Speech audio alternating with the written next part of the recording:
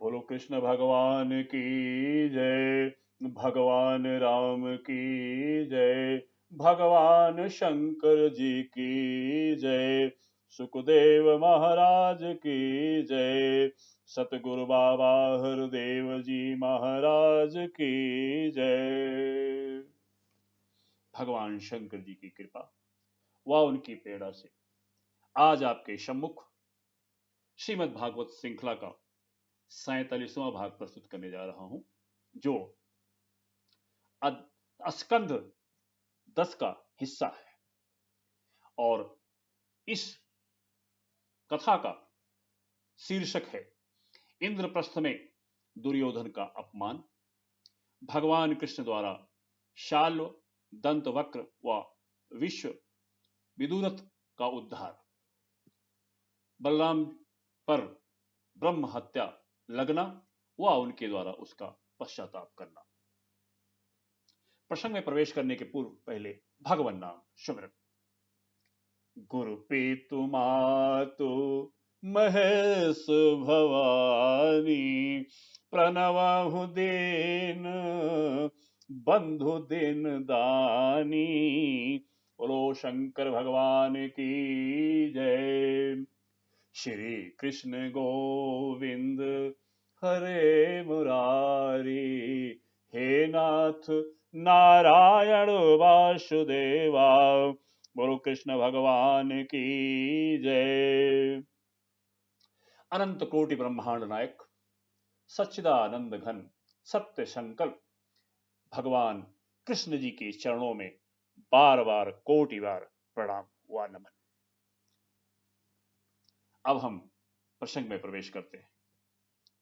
राजा परीक्षित ने पिछले प्रसंग में सुखदेव महाराज से सुना कि राजसूय यज्ञ में सभी बड़े प्रसन्न थे, उल्लासित थे, उत्सव का माहौल था, लेकिन दुर्योधन बड़ा ही दुखी व पीड़ित था। परीक्षित जी ने यह प्रश्न करते हुए पूछा सुखदेव महाराज से कि हे भगवान, धर्मराज युधिष्ठिर के राजसूय यज्ञ महोत्सव को देखकर जब सभी नरपति आदि ऋषि मुनि सभी लोग प्रसन्न थे, आनंदित थे, तब दुर्योधन को बड़ा दुख व पीड़ा क्यों हुई? सुखदेव महाराज कहते हैं कि हे परीक्षित, आपके दादा महाराज युधिष्ठिर बड़े ही महात्मा थे। उनके प्रेम बंधन में बंधकर सभी बंधु बांधवों ने राजसूय यज्ञ में विभिन्न सेवा कार्य स्वीकार किए। उदाहरण के तौर पर भीमसेन ने भोजनालय का भार संभाला, दुर्योधन कोषा अध्यक्ष का भार संभाला। इतना उचित उनको यह पद दिया था विश्वास करके।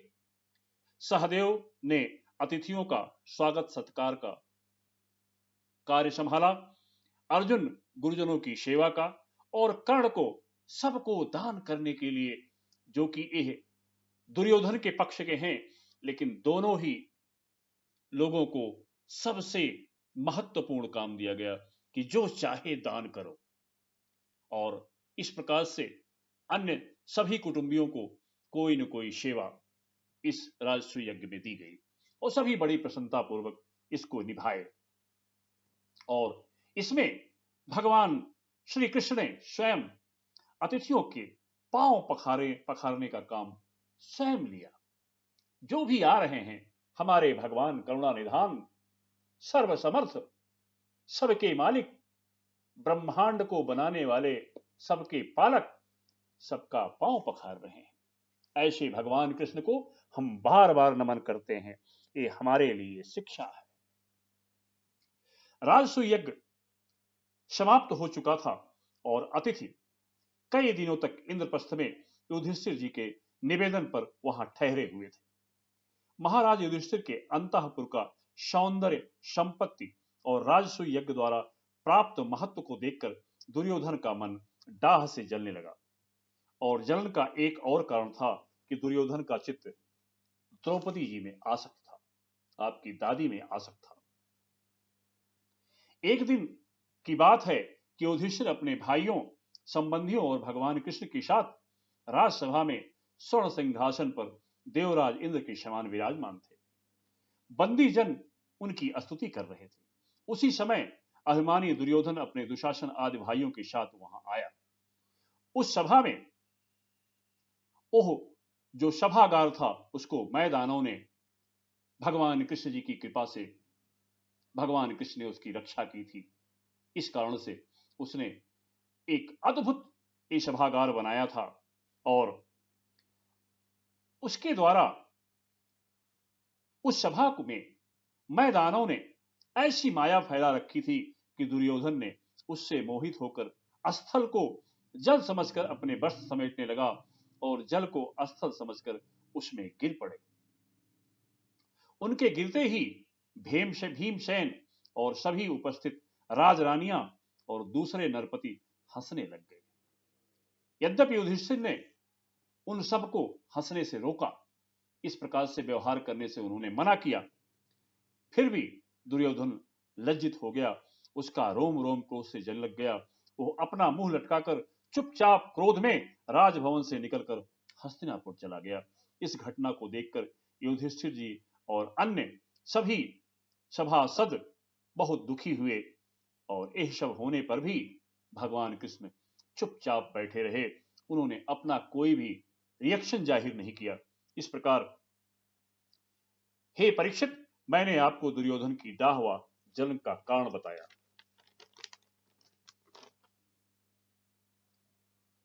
सुखदेव महाराज कहते हैं यह जो कारण था और अब मैं आपको राजा साल्व के उद्धार की बात बताने जा रहा हूं। सुखदेव महाराज कहते हैं कि परीक्षित, अब श्री कृष्ण की लीला का एक और अद्भुत चरित्र सुनिए। इसमें यह बताया जाएगा कि शौभ नामक विमान का अधिपति साल्व किस प्रकार भगवान कृष्ण के हाथ से मारा गया। राजा साल्व शिशुपाल का सखा था और रुक्मिणी के विवाह में उस शिशुपाल की ओर से आया हुआ था। उस समय यदुवंशियों ने युद्ध में जरासंध के साथ साथ साल को भी पराजित करके रुक्मिणी जी का हरण किया था भगवान कृष्ण ने। राजा साल्व ने सब राजाओं के सामने बहुत ही क्रोधित होकर के यदुवंशियों को पृथ्वी से मिटाने की प्रतिज्ञा सबके सामने की थी। तत्पश्चात उसने भगवान शिव की एक वर्ष तक कठिन आराधना व तपस्या की। तत्पश्चात भगवान शिव प्रसन्न होकर के उसको वरदान दिए और सौभ नामक विमान प्रदान किया जो कि किसी के द्वारा नष्ट नहीं हो सकता था।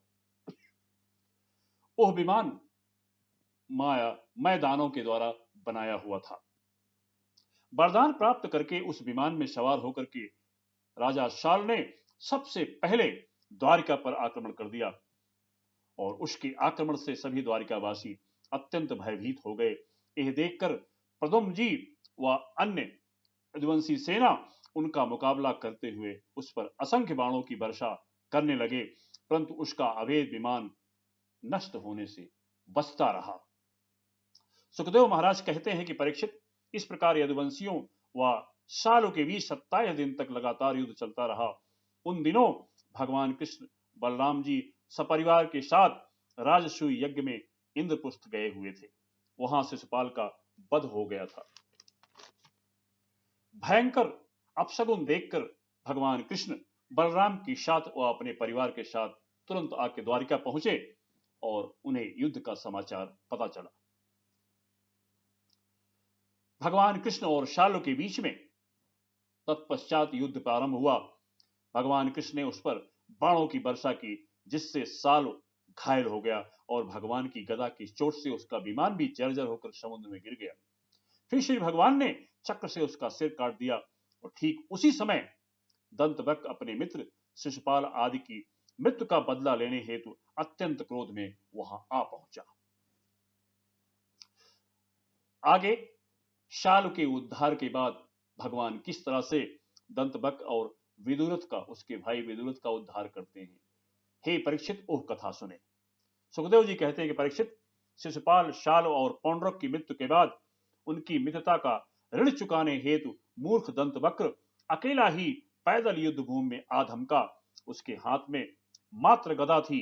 भगवान कृष्ण उसको देख करके गदा लेकर के रस से पृथ्वी पर कूद पड़े और दंतवक्र ने कहा, हे कृष्ण, तुम मेरे मामा के पुत्र हो, फिर भी मेरे बैरी हो, और इस कारण तुझे मैं अवश्य मारूंगा। ऐसा कहकर तेजी से दौड़कर श्री कृष्ण जी के सिर पर गदा का प्रहार किया, परंतु भगवान ठस तस से मस नहीं हुए।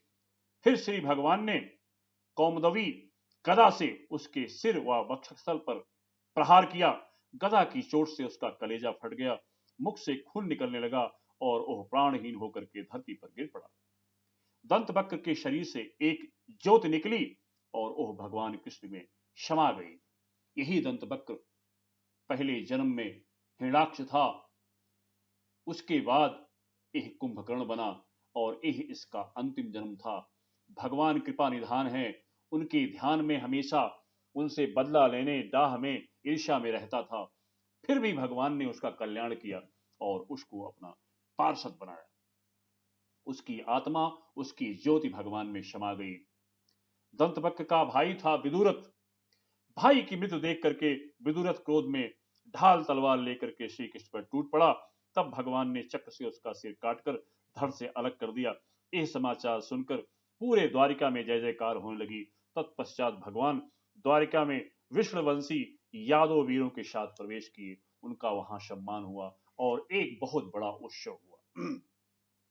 इस कथा के बाद सुखदेव महाराज कहते हैं कि अब हम आपको बलराम जी द्वारा सूत जी के वध की कथा सुनाते हैं। सुखदेव महाराज कहते हैं कि परीक्षित, एक बार बलराम जी ने सुना कि दुर्योधन आदि कौरव पांडवों के साथ युद्ध करने की तैयारी कर रहे हैं। वह मध्यस्थ थे, उनका दोनों से ही बहुत प्रेम था और उन्हें किसी का पक्ष लेकर लड़ना पसंद नहीं था। इसलिए वे तीर्थों में स्नान के बहाने द्वारिका से चले गए। वहां से वे प्रभास गए, वहां स्नान किया, तर्पण किया और ब्राह्मणों को दान किया। इसके बाद कुछ ब्राह्मणों के साथ जिधर सरस्वती नदी जा रही थी उधर तीर्थों की यात्रा पर चल पड़े। उनको युद्ध में नहीं जाना था, इसलिए इस बहाने से वहां से निकल गए उन दिनों और चल पड़े। तदंतर उसके बाद यमुना तट और गंगा तट के प्रधान तीर्थों में होते हुए वह नैमिषारण्य क्षेत्र में पहुंचे। उन दिनों वहां बड़े बड़े ऋषि सत्संग रूप महान सत्र कर रहे थे। सबने उन्हें देख करके उनका आदर सत्कार किया, उठ करके और उनको उचित स्थान आसन दिया। और इस समय बलराम ने देखा कि रोमहर्षण जी जो शूद्र जाति के हैं में उत्पन्न होने पर भी उन श्रेष्ठ ब्राह्मणों से उच्च आसन पर बैठे हैं और उनके आने पर ना तो वह अपने स्थान से उठे, ना ही उनको प्रणाम किया। इस पर बलराम जी को क्रोध आ गया। यह देखिए दैववश भगवान क्या क्या लीला करते हैं। युद्ध से भागे और यहां पे परिणाम भोग रहे हैं। इस पर बलराम जी को क्रोध आ गया कि यह निम्न जाति का होने पर भी श्रेष्ठ ब्राह्मणों और हम जैसे धर्म रक्षक से भी ऊंचे स्थान पर बैठा हुआ है, इसलिए यह दुर्बुद्धि मृत्यु दंड का पात्र है। उन्होंने किसी ऋषि मुनि से नहीं पूछा कि निष्ठ ब्राह्मणों से नहीं पूछा कि आप श्रेष्ठ होते हुए नीचे क्यों बैठे हुए हैं और ये ऊपर क्यों बैठे हुए हैं। बस क्रोध में आकर के अपने अहंकार में उन्होंने दुर्बुद्धि कह करके अपने हाथ में स्थित कुश की नोक से उन पर प्रहार कर दिया सूत जी पर, और वह तुरंत मृत्यु को प्राप्त हुए। सूत जी के मरते ही सभी ऋषि मुनि खिन्न हो गए, सारे ब्राह्मण नाराज हो गए और कहा कि हम सब ने उन्हें ब्राह्मण उचित आसन पर बैठाया था, वो बहुत ही श्रेष्ठ हैं, भगवान के भक्त हैं और किसी प्रकार की जाति पात की यहाँ बात नहीं है। हमने उनको सत्कार दे के बैठाया था, आपने हमसे बिना पूछे हुए हम सबकी अवहेलना करते हुए उनको आपने मृत्यु प्रदान की है और आपने जो अनजाने में अपराध किया है वह ब्रह्म हत्या के समान है। इस कारण आप ब्रह्म हत्या का प्रायश्चित करना आपके लिए उचित होगा और यह लोगों के लिए भविष्य में शिक्षा भी देने के लिए होगा कि अगर कोई महापुरुष व्यास गद्दी पर बैठा है, वो किसी भी जाति का है, भगवान का भक्त है, सबने उसको आदर किया है, संतोष प्राणी है, तो उस पे ऐसे अनजान रूप से अहंकारवश ऐसे आक्रमण ना किया जाए, यह सबको शिक्षा मिलेगी। बलराम जी ने कहा कि हे ब्राह्मणों, मुझसे निश्चित रूप से बहुत बड़ा अपराध हो गया, और अब मैं ब्रह्म हत्या का प्रायश्चित अवश्य करूंगा। अतः जो प्रथम श्रेणी का सबसे ज्यादा खतरनाक प्रायश्चित हो, आप लोग उसका विधान बताए। ब्राह्मणों ने उन्हें उपाय बताया कि आप 12 महीने तक एकाग्रचित होकर के भगवान नाम स्मरण करते हुए पार भारत वर्ष का भ्रमण करें, सारे तीर्थ स्थानों पर स्नान करके, और सत्संग करें, और सारे प्राणियों की सेवा करते हुए 1 साल तक इस धरती पर विचरण करें। उसके बाद आप यहाँ आए और यहाँ हम लोग उचित यज्ञ करेंगे, उसके जरिए आपका यह ब्रह्म हत्या का अपराध से आप मुक्त होंगे। और उसके बाद जब उन्होंने बोला कि जो हो गया, बलराम जी ने बोला कि जो हो गया ब्रह्मदेव, अब मैं उसको कुछ कर नहीं सकता, लेकिन निश्चित रूप से मैं आप लोगों से प्रार्थना करता हूं कि मेरे लायक कोई सेवा हो तो अवश्य बताएं। तब ब्राह्मण ने कहा कि हे बलदेव, बलराम जी, आप बहुत ही भगवान तुल्य हैं, आप भगवान के अंशा अवतार हैं। हम आपसे एक निवेदन करते हैं कि हमें इल्वल राक्षस का पुत्र बलवल नाम का एक भयंकर दानव यहाँ आसपास रहता है।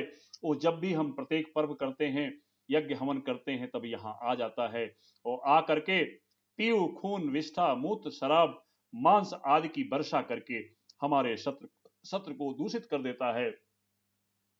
आप कृपया इस पापी को मार करके हम लोगों की परम सेवा करें। सुखदेव महाराज कहते हैं कि परीक्षित, पर्व का दिन आने पर वहां पे बलराम जी कुछ समय इंतजार किए। जब पर्व का दिन आने पर वहां बड़ा भयंकर अंधेर चलने लगा और धूल के साथ ही पीऊ, मूत्र, खून, विष्ठा आदि की वर्षा प्रारंभ हो गई। और उसके उपरांत खुद वो भयंकर काले रंग का विशालकाय दानव बलवल हाथ में त्रिशूल लिए प्रकट हो गया। यह देखकर बलराम जी ने अपने हल व मूषल का आह्वान किया और उसी हल से दानव को आकाश से खींचकर उस ब्राह्मण द्रोही के सिर पर मूसल से प्रहार करके उसका प्राणांत कर दिया। इस अवसर पर ऐसा देख करके सभी संत महात्मा, सारे ब्राह्मणगण बड़े प्रसन्न हुए और प्रसन्न होकर के बलराम जी की स्तुति की और उन्हें आशीर्वाद दिया और उनका अभिषेक किया, उनका अभिनंदन किया। तदुपरांत बलराम जी ऋषियों से विदा लेकर कौशिकी नदी में स्नान व पूजन करके भारतवर्ष के समस्त तीर्थों की यात्रा के लिए, ब्रह्म हत्या के प्रायश्चित के लिए निकल पड़े। तीर्थों की यात्रा करते करते वो प्रभास क्षेत्र पहुंचे। वहीं उन्होंने ब्राह्मणों से सुना कि कौरव व पांडवों के युद्ध में अधिकारी क्षत्रियों का संहार हो गया है, और उन्होंने अनुभव किया कि अब पृथ्वी का भार उतर गया है। और यह अनुभव करके, यह सोच करके बलराम जी वहां से कुरुक्षेत्र पहुंचे और समस्त पांडवों ने उन्हें प्रणाम किया और उनका स्वागत किया, परंतु वो चुपचाप रहे। और वहां से जहां भीमसेन और दुर्योधन गदा युद्ध कर रहे थे एक दूसरे से, वहां पहुंचे, उन दोनों को समझाने का प्रयास किया, परंतु जब उनकी बात वो लोग नहीं माने तो बलराम जी ने निश्चय किया कि यह इनका प्रारब्ध ऐसा ही है, इनको अपने परिणाम को भोगने देते हैं। और फिर वहां से वो द्वारिका चले आए। द्वारिका में उग्रसेन आदि ने उनका स्वागत किया। वहां से पुनः वो अपने यदुवंशियों के साथ, अपनी पत्नी रेवती के साथ पुनः नैमिषारण्य क्षेत्र आए और वहां सारे ब्राह्मण ऋषि गणों से निवेदन करके वहां सारे ब्राह्मण और ऋषियों मुनियों ने एक बहुत ही बड़ा यज्ञ किया और सब प्रकार के साधनों से यज्ञ कराया। इसके बाद बलराम जी अपनी रेवती पत्नी के साथ यज्ञ के बाद स्नान करके शुद्ध हुए और सुंदर वस्त्र व आभूषण पहनकर अपने भाई बंधुओं के साथ वापस द्वारिका लौट आए। यहाँ पे एक कथा आज विराम होती है। बोलो कृष्ण भगवान की जय। जय जय सीताराम। हर हर महादेव।